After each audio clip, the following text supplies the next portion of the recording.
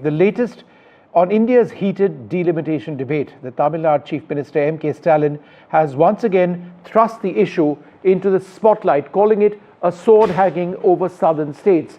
Now, Stalin warns that the 2026 delimitation exercise, which is based on population, could slash Tamil Nadu's Lok Sabha seats from 39 to 31, penalizing states that curbed growth while northern states gained clout. So how is this all going to play out? Remember, the Home Minister Amit Shah disagrees completely with it. But what is the link between population and delimitation? Let's spell it out. Now, as I mentioned, there's been a lot of talk of delimitation, with the southern states raising concerns on losing out on seats owing to population control. So what we've tried to do is make projections on how the Lok Sabha numbers will change post-delimitation in 2026. First, the methodology. What we've done is we've taken the Health Ministry's population projections to calculate how many Lok Sabha seats will be added after delimitation. Now, according to the 91st Amendment of the Constitution, in 2022, delimitation can only happen in 2026, and then only Lok Sabha seats will be increased. Now, that is why we have used population projections in this analysis for 2026. Now, according to these population projections, India's population in 2026 will be around 142 crores. Now, if we divide this population by 543 seats, which is what we have in the Lok Sabha, then we have 26 lakh population per Lok Sabha seat. One Lok Sabha seat is equal to 26 lakhs in terms of population. Now, this ratio, according to the 2001 census, was 18 lakh per Lok Sabha seat. So that was what it was in 2001. So what we now have between then and 2026 is an increase of 38.5% in the population between 2001 and 2026. And when this increase in population is seen in terms of seats, let's convert population to seats, it'll mean an increase of 210 seats in the Lok Sabha. So what we will have is 543 existing plus 210 seats, and in 2026 we could have as many as 753 seats after delimitation in the Lok Sabha. Now, there's been no change in the number of Lok Sabha seats, remember, in 50 years, since 1977, approximately 50 years. So how will this increase translate in different parts of the country? This is what Tamil Nadu is worried about, and I'll explain how. So let's take a look at the southern states. So in terms of the southern states, if you look at Karnataka, they currently have 28 seats in the Lok Sabha. The seats in 2026 go up to 36, and that results in an additional representation of 8. Kerala, on account of a decline in population, or certainly ensuring that there isn't a very large rise, actually stands to lose a seat in the Lok Sabha. Remember, a seat in the Lok Sabha is equal to influence. So look at the last row, Tamil Nadu. Since we are talking about Tamil Nadu presently has 39 seats in the Lok Sabha. It goes up by just 2, 41, and they are worried. They say that post this delimitation, we will not have very much of a say. Now you ask, why will they not have very much of a say if their number of seats actually goes up by 2 beyond what it is now? And I will explain if you take a look and compare this with the rest of the country. So let's bring up the next graphic. The rest of the country, in other words, North India for the moment, not the rest of the country, North India. Uttar Pradesh has 80 seats. That goes up to 128 in 2026. That's a jump of 48. So the argument of Tamil Nadu is that, look at us. We have followed our population norms, our population growth norms. We have tried to restrict population. We have followed the guidelines which have been suggested. We've got higher education, better health care, all of that. We get 2 seats more in the Lok Sabha, whereas Uttar Pradesh, which is already the largest state with 80 seats, goes up by 48 to have a whopping 128. Bihar has 40 seats, that goes up to 70. That's a jump of 30. Again, going back to Tamil Nadu's argument, how is that fair for us? Similarly, Madhya Pradesh goes up by 18 to 47 Lok Sabha seats, Maharashtra by 20, Rajasthan by 19, and Gujarat by 13. So that's what the big concern is, that where is the entire issue of influence? So let's take a look now at some of the big states. And here's what we can actually tell you and explain to you about what the process of delimitation might be, seats after delimitation. In terms of big states, another key one, Bengal, the current seats 42, that goes up to 53, that's a change of 11. Uttar Pradesh, we've already told you. Let's keep changing that quickly, please, so that we can give our viewers an idea of what exactly we are looking at. So this is, that was a look at just Bengal, but this is what the state-wise Lok Sabha breakdown in 2026 is going to be. From 543, it's going to go up to 753. Uttar Pradesh will have 128 seats representing them in the Lok Sabha. Tamil Nadu down south will have 41. Their argument is that really fair on us? Again, Bihar will have 70, Kerala will have 19. So the question therefore is, should we be linking population, right, with delimitation? We've got a couple of important reactions before we start our debate this evening. உங்களுக்கு பிறக்கக்கூடிய குழந்தைகள் முன்பெல்லாம் குழந்தைகளை நீங்கள் பெற்றுக்கொள்ள வேண்டாம், அவசரப்பட வேண்டாம், கொஞ்சம் பொறுமையாக இருங்க என்று சொல்லிக் கொண்டிருந்தோம். இப்போ சொல்ல வேண்டிய அவசியம் வரல, சொல்லக்கூடாது இப்போ. ஏன்னா மக்கள் தொகை அடிப்படையில் இடஒதுக்கீடு அந்த நாடாளுமன்ற எண்ணிக்கை வரும் என்று சொல்லுகிற நேரத்தில் நமக்கு எண்ணிக்கை மக்கள் தொகை அதிகம் இருந்தால்தான் எம்பிக்கள் அதிகம் வரும் என்ற நிலை இன்றைக்கு உருவாகி இருக்கு. ஆனால் நாம் குடும்ப கட்டுப்பாட்டில் கவனம் செலுத்தி அதில் வெற்றி கண்டோம். அதனால் இந்த நிலை நமக்கு ஏற்பட்டிருக்கிறது. ஆனால் இப்போ யாரும் உங்களுக்கு குழந்தைகள் நீங்கள் அவசரப்பட்டு பெற்றுக்கொள்ள வேண்டாம் என்று நான் சொல்ல மாட்டேன். உடனடியாக பெற்றுக்கொள்ளுங்கள். ஆனால் பெறக்கூடிய குழந்தைகளுக்கு அழகான தமிழ் பெயர்களை சூட்டுங்கள். அதுதான் என்னுடைய வேண்டுகோள். तमिलनाडु के मुख्यमंत्री और उनके सुपुत्र दोनों तमिलनाडु जनता का ध्यान भटकाने के लिए कुछ मुद्दे खड़े कर रहे हैं. आज ही एक मीटिंग करने जा रहे हैं कि डिलिमिटेशन में हम साउथ को अन्याय नहीं होने देंगे. श्रीमान स्टालिन जी, मोदी सरकार ने लोकसभा में स्पष्ट किया है कि डिलिमिटेशन के बाद प्रोरेटा के हिसाब से दक्षिण के एक भी राज्य का एक भी सीट कम नहीं होगा. मोदी जी ने निश्चित रूप से आपके सभी हितों की रक्षा कर डिलिमिटेशन में आपका एक भी सीट प्रोरेटा कम न हो और जो बढ़ोतरी होगी इसमें उचित हिस्सा दक्षिण भारत के राज्यों को भी मिलेगा. All right, so that's the contours of the debate. Amit Shah says that there will be no disrespect, no denying anything to states in the south. Joining us, Narayan Lakshman, the opinion editor at The Hindu, Sarvanan Annadurai of the DMK, and Vinod Selvam of the BJP. Mr. Selvam, let me come to you first. The Union Home Minister has said that no southern states will lose seats as part of this delimitation exercise. Can you specify how Tamil Nadu's current 39 Lok Sabha seats will be protected when population growth in fact favors northern states, as we've explained? Sir, I think we are in a very premature stage to be talking about delimitation. The Home Minister has very categorically said that, the southern states will not be getting affected by the new delimitation process. And as we all know, delimitation is not something brought about by the BJP.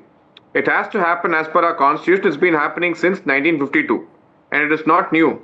And the census is very necessary to understand the population pattern. So the reservation for the women and the scheduled caste particularly can be given accordingly. So I think right now at this point, DMK is just trying to fish in their own troubled waters. They're having a lot of issues to deal with. And keeping this in mind, just to distract and divert the attention, they're bringing up an absolutely unnecessary issue of delimitation and trying to fearmonger amongst the people. This is the time for them to focus more on the law and order of the state. Tamil Nadu is now ranked 1 in terms of being the most state with the highest debt to the center. So we have enough issues of our own. And instead of focusing on that, we first took up the language war, which was a complete lie. So the Chief Minister tried desperately, tried very hard to instigate people Okay. to have a war on language. But All it right, did not let's work keep on language people. out today because we've debated that. Let's focus on delimitation. Mr. Annadurai, the Chief Minister, Mr. Stalin, has called delimitation a sword over southern states. Absolutely. What evidence supports your claim that Tamil Nadu could lose up to 8 seats? Why do you distrust Amit Shah's assurances? See, Mr. Amit Shah does not have the political credibility, so that his words in a political rally has to be taken as gospel truth. We have seen how they will wriggle out of whatever promises they've made. On the floor of the assembly, on the floor of the parliament, Mr. Amit Shah promised that there will be a census immediately after the elections when he tabled the women's reservation bill. Did he do that? No. So how can we trust his words? He'll call this as a jumla again. Now, the BJP gentleman comes and says, oh, this is premature. Sir, the census was frozen, the delimitation exercise was frozen in 2001 for 25 years. And we are in 2026, 24 years are gone. And he says it is premature. It is premature for them because they are not prepared. They thought nobody will talk about this issue. They can sneakily increase the representation, political representation of the Hindi-speaking states, which they are banking. We clean bold them. That is the reason they are panicking now and say you are having this problem, they are having that problem. There is no problem in the state of Tamil Nadu. You clearly explain how the state of Tamil Nadu will lose out. See, 13.49%. That is the ratio of this 39 seats to this 544 seats. This 13.49% of reservation was frozen from 1971. This is the kind of ratio we were having from 1971. And all of a sudden now, the BJP says, oh, it's a constitutional mandate. It has to go by population. We will not buy this argument because we are entitled for equal protection of laws. Okay. We followed what the union government said scrupulously. Now you cannot use that same thing and say, oh, you followed population, fine, go get less seats. We are not going to allow that. Not only equality before law, but equal protection, because we will be put at a disadvantage for following and for working towards the economic improvement of our country. All right, Mr. Annadurai, hold your thoughts for a moment. Hold your thoughts for a moment. I'll come back to you. We've got others also. I will come back to you. Narayan Lakshman, is there also politics in a sense over here? Critics of the DMK say that these delimitation fears are meant to distract from governance issues, that this could be political posturing ahead of 2026. Is there any merit in that argument? Look, Vishnu, I think someone who is a journalist in the state and who lives in the state of Tamil Nadu, I think any claims of law and order issues or major problems impacting the state are overblown. That is not at all to say that there aren't any problems whatsoever. You saw this multiple cases of sexual harassment, various things happening which happen across the country, but certainly they should be addressed. They are damaging to whichever segments of the populations or the victims in those cases. So the question is, how much are you painting it as a statewide issue and as a unique issue to Tamil Nadu? And therein you have to also link it to the broader question of the politics of the country at the moment, where obviously the North has the dominant footprint of the BJP across many states, notwithstanding the fact that they weren't a majority party in the latest Lok Sabha election. They're still very dominant. But on the other hand, the South, very interestingly, as an entire segment of the country, is no longer in their hands. So of course, we know that the census was supposed to happen now and delimitation follows. That was already there, but it seems to have quite neatly and coincidentally played into the hands of those who would like to see the BJP extend its influence further south.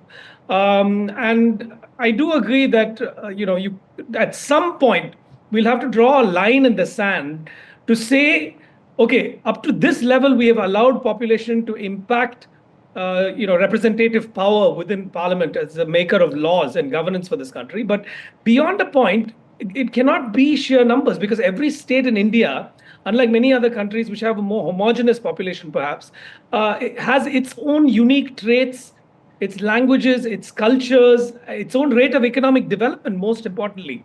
And there has to be some homogeneous impact of development and laws applied across all states despite these differences. Okay. Otherwise, you're going to unleash forces that could not be in the interest of the country itself being united and together. Okay, I just wanted to go across to Dr. Sumant Raman.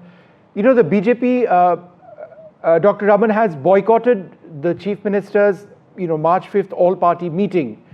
And that's curious because this, some would argue, is an issue which affects, Tamil identity, Tamil Nadu's presence in the federal structure, certainly their presence in parliament. Could you tell us whether this is really about that, about where Tamil Nadu stands in our polity, or is this a local issue or a present issue which may go away? No. First of all, Vishnu, as far as delimitation is concerned, almost the entire South, irrespective of political affiliation, except perhaps the BJP, are strongly against it.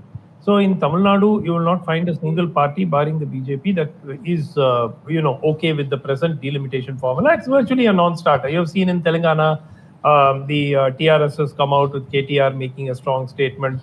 The CPM in Kerala has spoken about it. So this is not going to happen easily. Why is this an issue now? Issue now is that the BJP and the DMK need to build up each other against, for electoral gains in 2026. Why do they need that?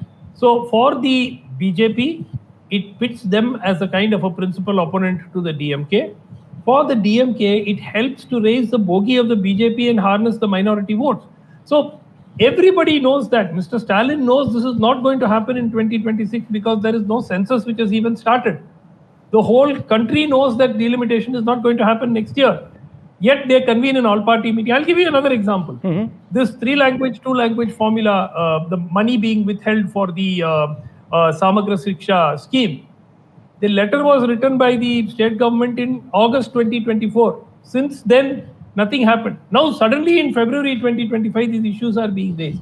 Let us be very clear. These two parties are in a, I don't want to use the word conspiracy, but it is a simple plan to build each other up politically, which they have been doing for the last 3 years. The BJP aim is not the DMK. They are quite happy to let the DMK come back to power in 2026 if that will mean the end of the AIA-DMK and the BJP emerging as the principal opposition. That is why they are I get your point. Game. Just as we start wrapping this up, there is an important soundbite which has also just come in of the governor, where he's raised important issues which again affect the identity debate. Let's listen into that. I'll go across to Saravanan Annadurai for a quick reaction. Go ahead. In the last 60-70 years, Dravid ideology has created a narrative of the differences, the Aryan and Dravidian. Aryan is a race. I'm coming to that. How did the Aryan as a race theory came up? It emerged. It emerged out of compulsion of the Europeans first to find justification for imperialism controlling the whole world. So Maximilian used the word, or in the letter respond, Aryan nations could be using this as a symbol of prosperity and also the symbol to reflect God, sun God. Should you respond to that? For 70 years, the word Dravidian, let me just read that right? Dravidian ideology has created a narrative of differences between the Aryan and Dravidian in the last 60 to 70 years. The governor said the word Aryan as a race was not used in Indian literature. How would you respond to that? So when did he become an historical researcher? He just vomits something that has come up in the WhatsApp University. He is also a subscriber of this WhatsApp University. He's a small man holding a big post. I don't want to comment on him and belittle my position as the spokesperson of the DMK. His comments are unfit to be commented on. Dr. Sampath, but mind you, Vishnu, the curious question of this governor is very interesting. The governor's term ended 6 months ago. When when his term was in progress, the DMK moved a resolution in Parliament asking for him to be recalled. 6 months his term is over. They are not even opened their mouth saying recall the man. All right, we'll leave it over there. I suspect we've got... Only a blind man cannot see what's going on in Tamil Nadu. All right, all of you need to wait. We've got our debate for tomorrow evening. But before that, I need to take a short break.